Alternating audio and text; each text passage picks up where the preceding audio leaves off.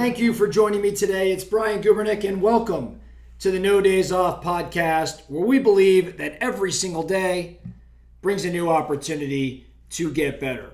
Let's get into today's topic. Today, I'd like to discuss mindset, or more specifically, the limitless mindset. Let's start by telling a story. Now, I'm not in my home office today, but if I was and you were watching this podcast on YouTube, you would see behind me a picture of Sir Roger Bannister. Roger Bannister was the first person to run a mile in under 4 minutes, and he did it on May 6th, 1954. This achievement of his was one of the most significant milestones in the history of athletics. Before his run, many runners had attempted to try to break the 4-minute mile. It was actually thought to be impossible. Yet, it did not deter Bannister. And he pushed, and he accomplished the sub 4-minute mile. Now, the crazy thing about this story, and the reason I'm telling it, it was again thought to be impossible. Yet, not too long after Roger Bannister broke that 4-minute mile barrier, in the months and the years following that achievement, the number of individuals breaking the 4-minute barrier began to suddenly increase.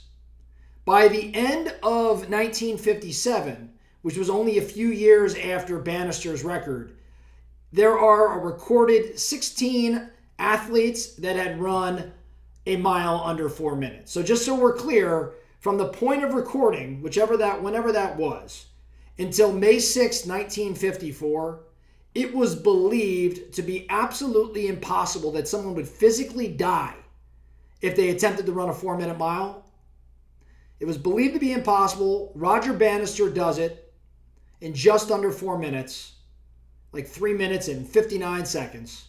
And within 3 years, 16 more runners run a sub 4-minute mile, and that's those that were recorded. My guess is that there were probably a number of runners beyond the track, indoor and outdoor, that ran sub 4-minute miles.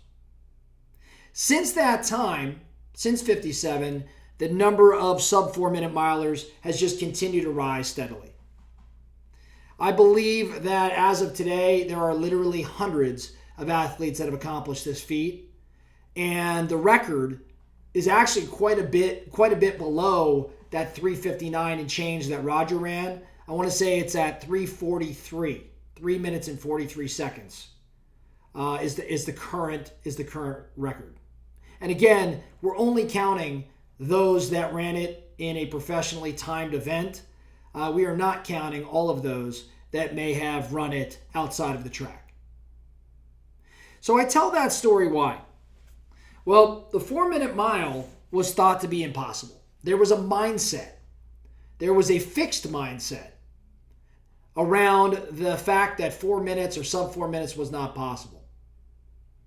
Then comes along this guy, Roger Bannister, who had what I would term to be much more of a limitless mindset.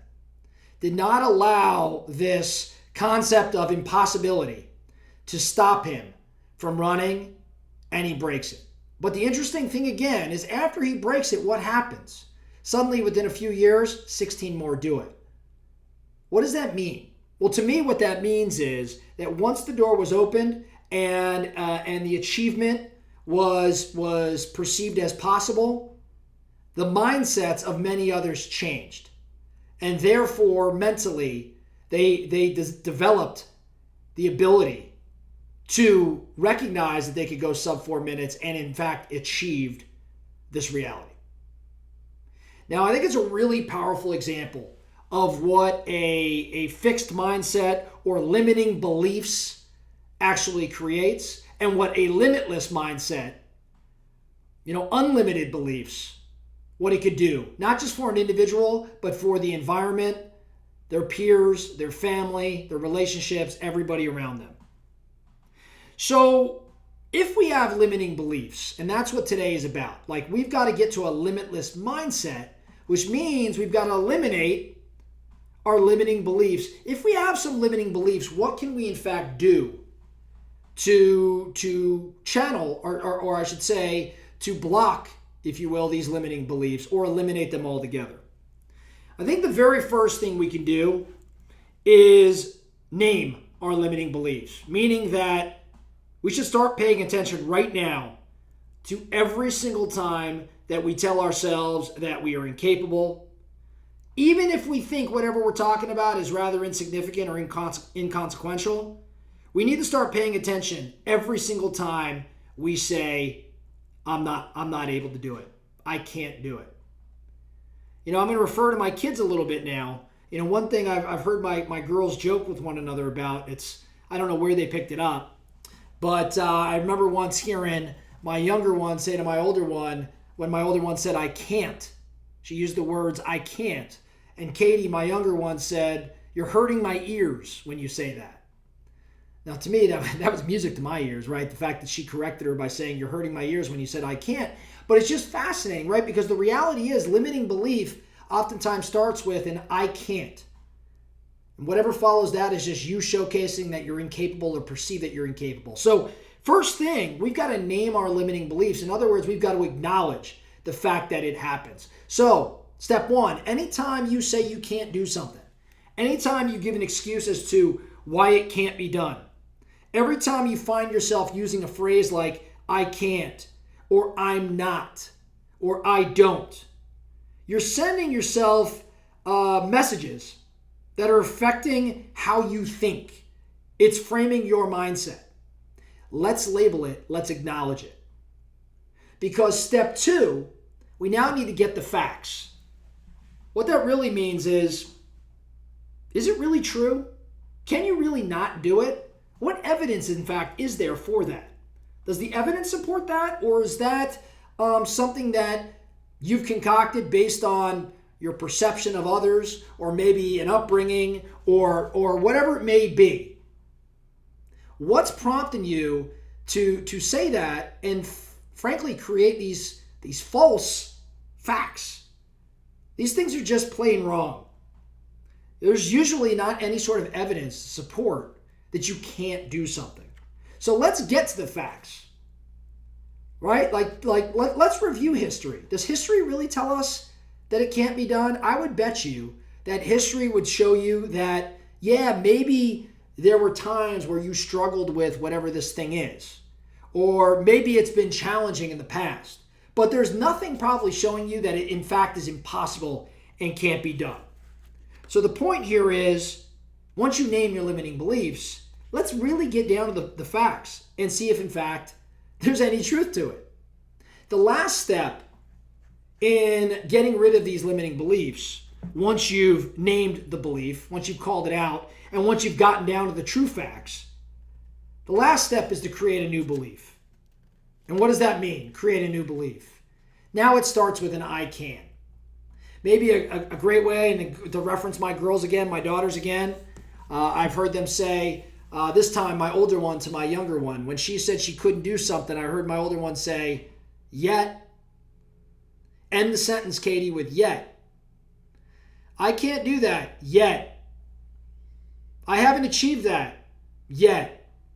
It's never happened before, or it's never happened yet. The point here is, name the belief, get the facts, and then create a new belief. And that new belief is just a pure positive mindset. And there's scientific research that shows that when you are in fact positive and you have positive thinking, you can start to achieve things that you never thought possible. So I want everyone listening to the No Days Off podcast to have a limitless mindset. I think too often we showcase a fixed mindset or one that is not growth oriented, and we allow it to dictate our decisions. We allow it to dictate how big we actually think.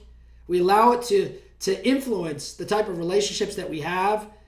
And as a result, we don't achieve our true potential. And I want to challenge you on that. So the focusing question for you today, where is your mindset a bit fixed? Where is it closed? Where do you have limiting beliefs? And what can you do starting this morning, starting this afternoon, to change that mindset? by labeling it, by getting the facts, and by rewriting, by changing that belief system. That's all we have for today, the No Days Off podcast. Thank you so much for listening. And remember, every single day brings a new opportunity to get better. So let's get after it.